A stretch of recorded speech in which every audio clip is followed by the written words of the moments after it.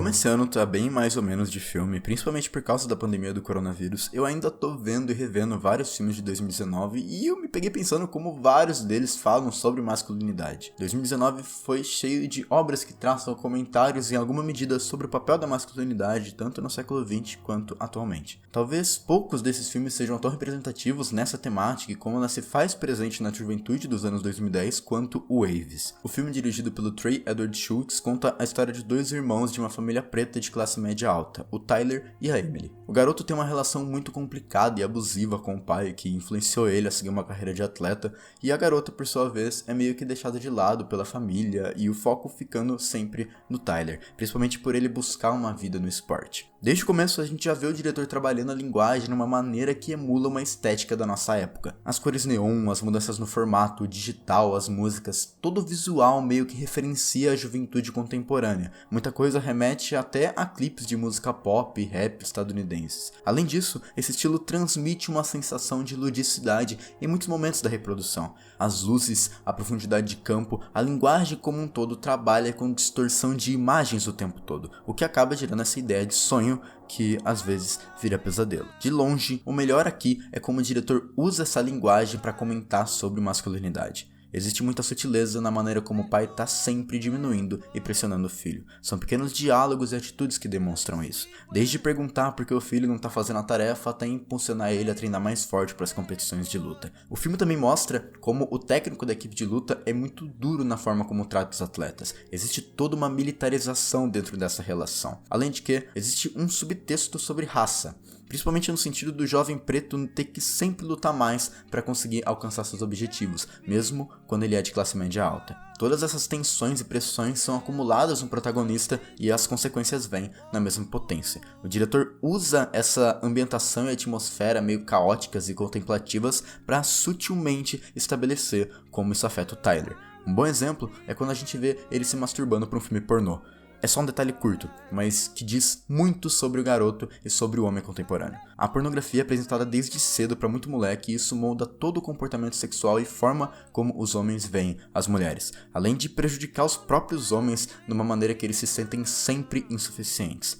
No filme, essa cena evolui para toda uma questão envolvendo a relação abusiva entre o protagonista e a namorada dele e como toda a criação dele leva a um comportamento predatório, além de se relacionar com o fato do Tyler não se sentir bom bastante para ser um atleta. Por outro lado, o Waves não tenta só estudar como isso afeta os próprios homens, mas também a família deles e as mulheres em sua volta. Quando o filme começa a focar em desenvolver a Emily, a relação que ela tem com o pai e com o namorado, isso fica muito claro. É foda como o Shults até diferencia a estética das duas situações. Ele cria uma atmosfera soturna nas cenas mais pesadas e que representa as consequências dessa má criação dos homens, ao mesmo tempo que faz uma ambientação muito alegre e lúdica quando conta a história da Emily e até em momentos envolvendo o Tyler e a namorada antes deles entrarem em crise. E tudo isso é feito com os mesmos elementos de linguagem. As mudanças no formato, o excesso de cores, a questão é que a perspectiva muda, e isso diz muito sobre como a gente vê homens nos dias de hoje. É tudo uma questão de perspectiva e de quem está em volta deles. E mesmo com Waves sendo muito abrangente como fala sobre masculinidade, a Ad Astra, por exemplo, vai para um caminho totalmente diferente. O filme do James Gray é muito mais focalizado em como homens são levados a sempre esconder seus sentimentos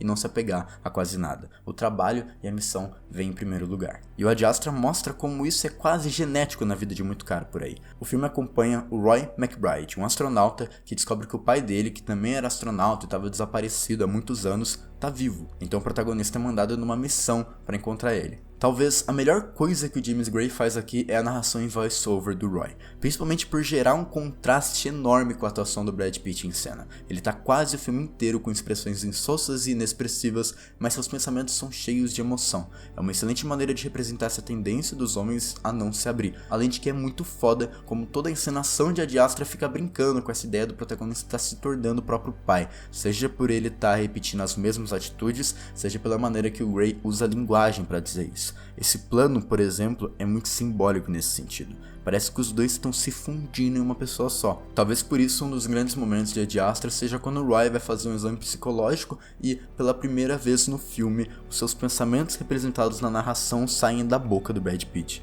é a encenação demonstrando a fragilidade da masculinidade que o protagonista possui. O irlandês tem muito disso que o Gray faz em Ad Astra, principalmente na maneira que os dois longas apresentam homens militarizados que colocam o trabalho na frente da família. O filme não tem como temática a masculinidade em si. O foco do Scorsese é muito mais fazer uma obra sobre envelhecimento e arrependimentos que qualquer outra coisa, além de traçar um comentário muito sincero e intimista sobre sua própria carreira. Mas é muito claro pra mim como as atitudes de todos os homens, principalmente do Frank, são pautadas por pactos e honras masculinas. O personagem do Robert De Niro é muito influenciado por atitudes militares de ordem e respeito, o que leva ele a cumprir todas as suas obrigações, independente da moralidade delas, o que no fim leva ao afastamento da família. Durante toda a reprodução, a gente vê como Frank se afasta cada vez mais das suas filhas, porque primeiro elas não aceitam o tipo de trabalho que ele realiza, e segundo que a relação de proteção que ele tem com elas é extremamente desumanizada e tóxica. Tudo isso acumulado leva o Frank a cada vez se afastar mais das pessoas que ele ama. Eu não vou dar spoiler, mas o clímax do filme é muito doloroso. A tragédia que o Scorsese traça aqui é poderosíssima como comentário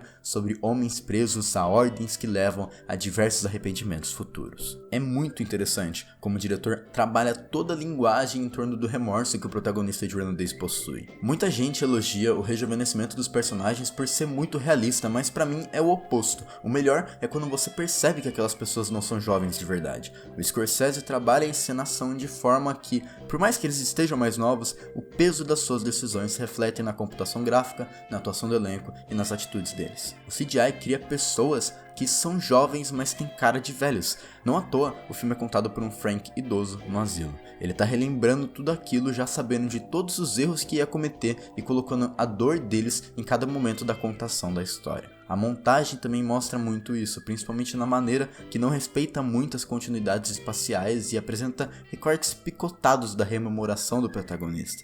Um bom exemplo é na cena que ele tem que ligar para uma pessoa próxima para conversar. Não tem glamour na máfia de Irlandês. O charme e a elegância do cinema de gangster e da personalidade dos homens do século XX morrem para dar espaço para idosos amargurados que não aceitam seus pecados passados. A meia hora final do filme é uma das sequências mais tristes que eu vi no cinema em 2019. O Scorsese se abre totalmente e coloca praticamente seu corpo à mostra. O homem manteve a sua honra, obedeceu suas ordens e foi firme na sua masculinidade e nos seus ideais, mas tudo tem uma consequência.